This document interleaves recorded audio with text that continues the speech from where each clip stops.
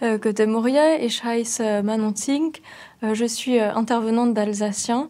J'ai créé mon entreprise Hafele et Storichele, donc le petit pot de Betschdorf et la cigogne, pour apprendre l'alsacien aux petits et aux grands.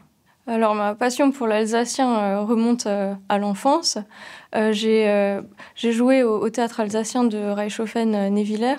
Puis c'est assez rigolo comment j'ai été recrutée, on va dire.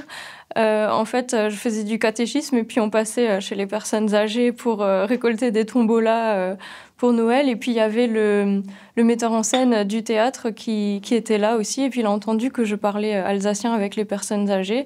Et puis il m'a dit ah, willst du nicht Theater spielen? Est-ce que tu voudrais pas jouer au théâtre? Et je me suis dit ah bah pourquoi pas. Puis ça m'a beaucoup plu. J'ai appris l'alsacien quand j'étais petite avec mes parents. Quand je suis arrivée à l'école maternelle, je parlais pas un mot de français. Donc j'ai appris le français vraiment en immersion avec la maîtresse et puis les copains. Et j'avais plus trop envie de parler alsacien parce que c'était plus cool de parler la langue des copains. Et puis c'est quand je me suis mise à jouer au théâtre que j'ai de nouveau trouvé ça intéressant. Ensuite, j'ai été professeure des écoles en classe bilingue pendant 5 ans.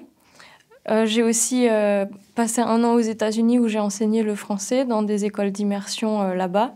Et c'est là que l'Alsace m'a manqué et que j'ai aussi pris conscience qu'il y avait quand même quelque chose de particulier dans cette région.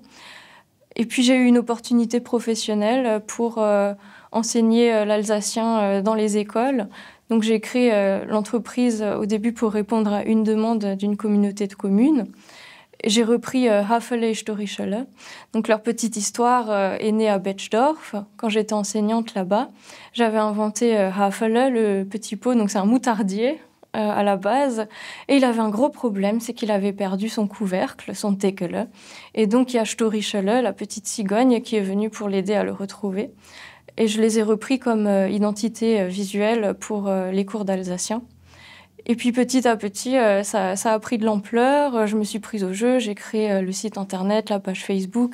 Et j'aime beaucoup dessiner, raconter des histoires. Donc c'était l'occasion pour redonner vie à Hafele et Storichele, pour faire des cours d'alsacien. Donc j'ai commencé avec les enfants dans les écoles, puis il y a eu les périscolaires, et maintenant j'ai des demandes pour des crèches, des cours pour adultes. Donc voilà, alles ums Elsass und ums Elsassische. J'avais déjà ce côté créatif où j'inventais mes propres supports pédagogiques quand j'enseignais l'allemand, parce que on peut pas l'enseigner comme on enseignerait en Allemagne à des enfants dont c'est la langue maternelle. Donc j'étais déjà habituée à trouver des jeux, des supports créatifs et ludiques. Et puis c'est ce que j'aime faire. J'aime dessiner, j'aime faire du théâtre, raconter des kamishibai et des histoires. Donc c'est vraiment quelque chose d'épanouissant pour moi, cette créativité qui est nécessaire et nourrissante pour enseigner l'alsacien. Et à partir du moment où un enfant passe un bon moment, il peut apprendre n'importe quoi. Donc pour moi, il faut que l'alsacien rime avec plaisir. On va dire que j'ai, on va dire à peu près 8 écoles et 6 périscolaires. J'ai 3 cours pour adultes pour le moment. Et des événements ponctuels, par exemple pour les marchés de Noël ou les fêtes du village, les ateliers théâtre, ou pendant les vacances, je fais des scénarios à la semaine avec une petite histoire en alsacien. Par exemple, là, je suis en train d'en faire un avec un savant fou, professeur Koppelatz, qui est bloqué à Mulhouse, et puis tous les jours il a une petite aventure avec sa folle machine où il demande à Hafele et Storichele et aux enfants de l'aider à arriver jusqu'au village où il y a le centre aéré à la fin de la semaine. J'ai des gens qui veulent réapprendre parce que il y a eu une période où ils ont plus envie de parler. C'est souvent les gens un peu plus âgés qui ont aussi subi un petit peu le poids de l'histoire et la pression des différentes politiques linguistiques. Et maintenant, on sent qu'ils ont envie de se réapproprier leur culture et par la langue, justement. Donc des gens qui veulent réapprendre, des gens qui viennent d'autres régions et qui ont envie de s'intégrer en Alsace. Donc ils ont des envies toutes simples. C'est je veux pouvoir parler en alsacien avec mon voisin quand je le croise dans la rue. Je veux pouvoir acheter mon pain en alsacien dans mon village. Donc oui, c'est assez hétérogène. J'adore le côté imagé de l'alsacien, toutes les expressions un peu rigolotes et fleuries qui sont intraduisibles. Et moi, ce que j'ai aimé dans l'alsacien, c'est que ça m'a toujours aidé pour apprendre d'autres langues, pour apprendre l'allemand notamment. Au bout d'un moment, j'avais compris les petits trucs pour passer d'une langue à l'autre et c'était très facile. Et là, j'ai été très reconnaissante envers mes parents de m'avoir appris l'alsacien. Et même pour l'anglais, vu que c'est aussi une langue germanique, ça m'a toujours beaucoup aidé. Donc oui, je pense que c'est un trésor qu'il faut sauvegarder. Il y a une volonté de la mairie ou de la Comcom pour qu'il y ait de l'alsacien dans les écoles ou les périscolaires. J'ai pas encore de local à moi où je pourrais inviter des enfants pour des cours, mais ce serait un projet pour dans quelques années. Donc pour l'instant, oui, je me raccroche à des structures existantes et j'essaye de trouver des partenaires qui ont le même rêve que moi. En général, je fais des cycles de 10 séances avec une séance une fois par semaine. Et les périscolaires, ça dépend. Des fois, c'est des cycles, des fois, ça peut être sur toute l'année scolaire. Ou quand il y a des projets, par exemple, on a envie de faire un spectacle de Noël en alsacien. Là, je peux même écrire le spectacle avec les enfants, créer des personnages, trouver des chansons qui vont avec, pour qu'il y ait une carotte et un but à la fin pour les motiver. Et le fait qu'ils aient raconté à la maison qu'ils ont appris l'alsacien avec Manon et Haffel et Storichele, ça réactive par exemple l'alsacien chez les grands-parents ou chez les parents. Ou après j'ai des parents qui me disent « Ah oui, nous on le parle entre nous quand on n'a pas envie que les enfants y comprennent, mais depuis qu'ils apprennent à l'école, on se dit que c'est quand même dommage et puis on essaye de parler avec eux aussi. » Et puis les enfants ils racontent un petit peu les chansons ou ce qu'on a fait à l'école. Donc ça réactive un petit peu. Mais ce qui reste, c'est les petits rituels. Par exemple, au début, je leur fais toujours Have auf, Ohre auf, Hand in Bratstall, Mulzu. Et ça, ils retiennent. Ou les petites chansons, les mots du quotidien qu'on dit à chaque fois. Gute Morgen, bis nächste Mal, wie geht's? Donc voilà. Je n'ai pas encore assez de recul pour faire une analyse précise, mais j'ai l'impression qu'il y a des choses qui restent quand même. Pour moi, l'alsacien, c'est ma Muttersprache, donc ma langue maternelle. Donc je ne pense pas que ma mère avait ce complexe-là. Mais je peux le comprendre. Mais je pense que maintenant, on a de nouveau envie de ce retour aux sources et de transmettre l'alsacien. Enfin, en tout cas, moi, si un jour je deviens maman, j'aimerais le faire. Je pense qu'on n'est pas obligé de toujours entrer dans des cases. Je pense que c'est une richesse de savoir parler plusieurs langues. On le voit, moi je le vois dans, par exemple, les couples où il y a deux langues différentes, ou voire plus à la maison, ils ont beaucoup plus de facilité pour en apprendre d'autres. Et je pense que savoir parler plusieurs langues, c'est avoir une ouverture d'esprit, parce qu'on sait qu'une chose peut être définie par plusieurs mots différents. Donc pour moi, c'est une grande richesse. Et j'espère que les futurs enfants seront fiers d'être bilingues, trilingues, multilingues. Honnêtement, j'aurais jamais pensé qu'un jour, je pourrais vivre de l'alsacien et de l'Alsace.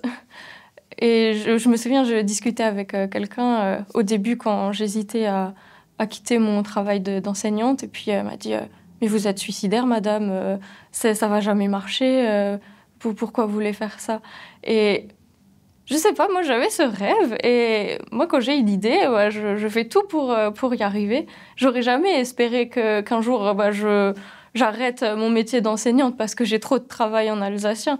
Donc pour moi, c'est une grande note d'espoir. Et puis quand je discute avec les gens, je me rends compte qu'il y a une forte envie d'Alsace et de se réapproprier sa culture et sa langue. Et j'ai envie de dire que l'Alsace, pour moi, c'est mes racines et mes ailes, parce que c'est là où j'ai grandi. Et puis, c'est elle qui m'a permis d'inventer ce métier qui est épanouissant et où je peux laisser parler ma créativité et rendre un petit peu à l'Alsace ce qu'elle m'a donné.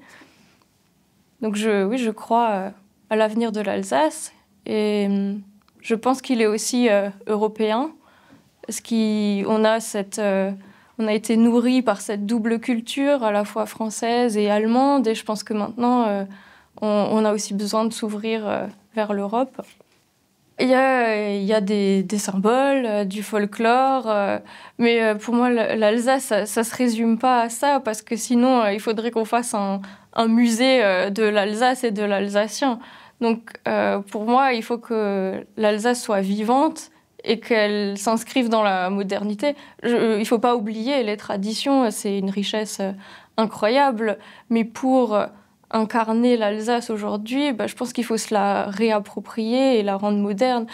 Pour vous donner un exemple concret, au début, quand j'ai voulu faire mes photos, j'ai loué le costume alsacien traditionnel et je trouvais ça super, ça m'a fait plaisir de faire ces photos-là, mais je me voyais pas tous les jours aller à l'école avec toute la torte, quoi.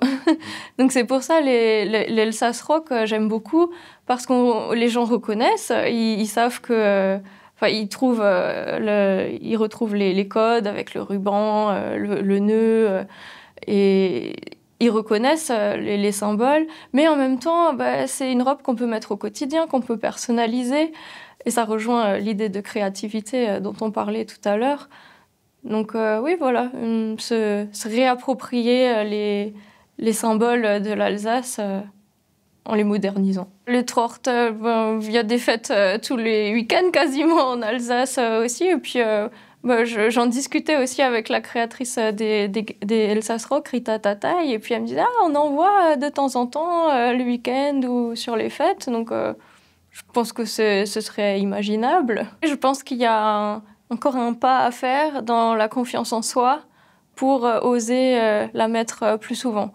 Je pense qu'il y a des filles qui osent la mettre parce que y a une fête du village le week-end et qu'il y aura un groupe folklorique. Même moi, au début, je la mettais pas forcément pour aller faire mes courses, par exemple. Mais maintenant, ça me fait plus, ça fait partie de mon quotidien. Et puis, mais en fait, les gens, ils aiment bien, ils me font des sourires ou ils me disent bonjour. Donc c'est assez agréable, en fait. C'est comme si on se reconnaissait. Et puis, moi, ça me pose pas de problème que ça ressemble au costume bavarois. Il y a beaucoup de parallèles et de ponts à faire entre les cultures. Donc, c'est vrai que j'ai aussi un personnage. Quand j'interviens avec les enfants, c'est Manon de l'Alsacien, quoi. Donc, ça m'aide aussi à avoir plus confiance en moi parce que c'est comme si je mettais mon costume au théâtre. Mais ça fait aussi partie de mon quotidien. Regardez les enfants d'aujourd'hui. Vous leur mettez un écran devant les yeux avec des couleurs, des choses qui bougent, des choses qui sont agréables à regarder, vous avez plus leur attention.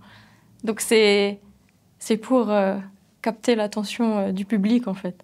Tous les super-héros ont leur costume, et puis il y en a plein qui ont leur personnage civil où on ne saurait pas que c'est Superman ou Spider-Man. Et puis quand on met le costume, on devient le super-héros, la super prof d'alsacien.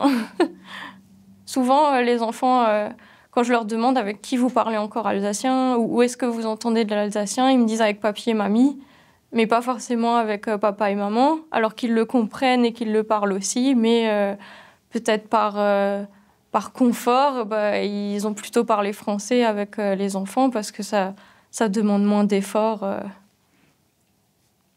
que de s'appliquer à parler en alsacien. Je pense que avec la collectivité européenne d'Alsace, on a peut-être les moyens politiques pour avoir plus d'indépendance.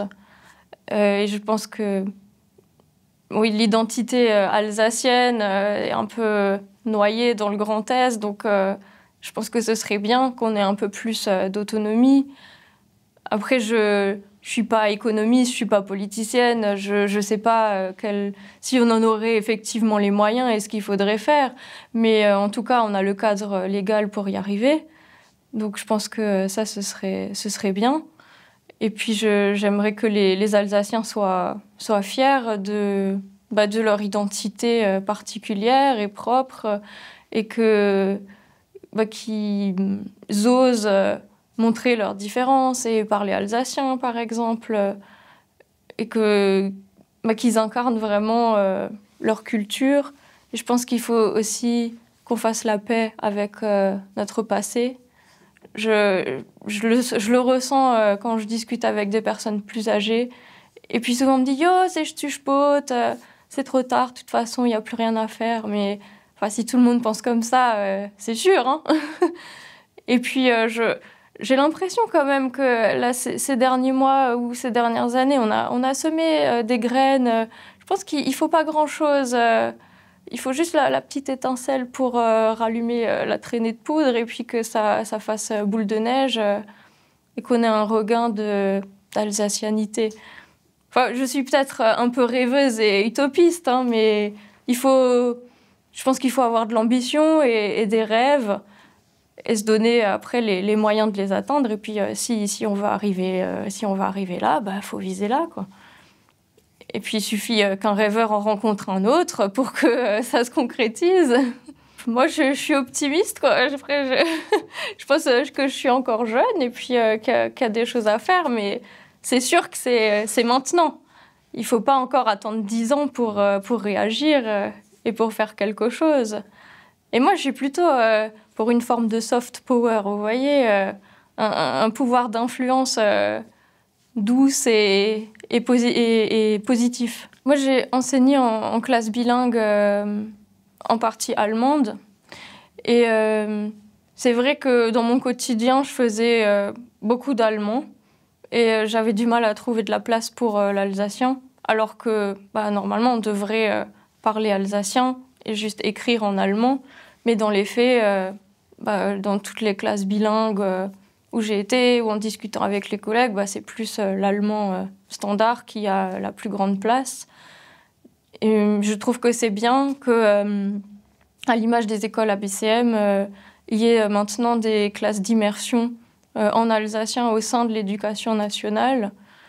Et je pense que c'est peut-être plus intéressant de passer par l'alsacien à l'oral, d'abord dans les petites classes, et ensuite s'en servir comme pont pour aller vers l'allemand standard, que de faire tout en allemand tout de suite, parce que sinon il n'y a plus de place pour l'alsacien.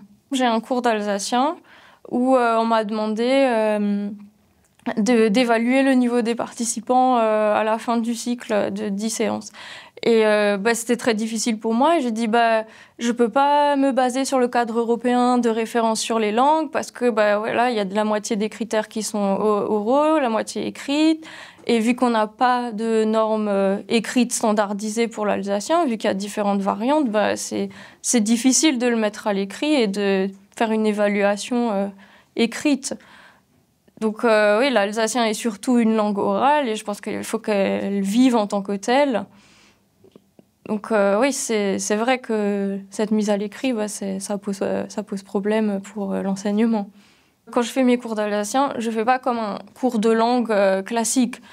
En fait, je vais justement raconter des histoires, faire des chansons, faire un bricolage et nommer les ciseaux, les feuilles, le matériel en alsacien pour que l'alsacien soit un outil de communication et pas un objet d'apprentissage en soi. Et c'est tout le principe de la pédagogie d'immersion. Et je l'ai vécu moi-même quand j'ai vécu aux États-Unis. J'ai fait beaucoup plus de progrès en anglais en vivant en immersion là-bas que dans tous mes cours de langue dans ma scolarité. Ich würde gerade das Elsässer froh sind, dass Elsässer sind und dass ihre Spruch und Kultur flyer und widerstehen. J'aimerais que les Alsaciens soient fiers d'être Alsaciens, de leur langue et de leur culture et qu'ils osent s'engager et puis le montrer dans l'espace public et aussi dans l'espace privé, pas que parce qu'il y a une intervenante à l'école ou parce qu'on va au théâtre alsacien. Il faut que l'Alsace et que l'Alsacien vivent.